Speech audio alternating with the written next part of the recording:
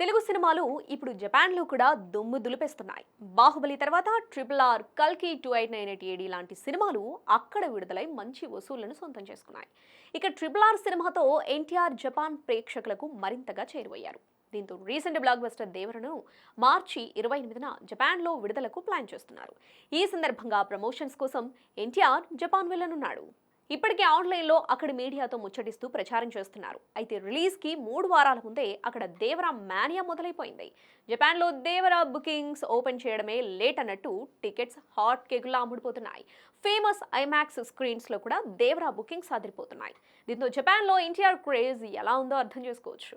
ఖచ్చితంగా ఈ సినిమా జపాన్లో భారీ వసూలు రాబట్టే ఛాన్స్ ఉంది.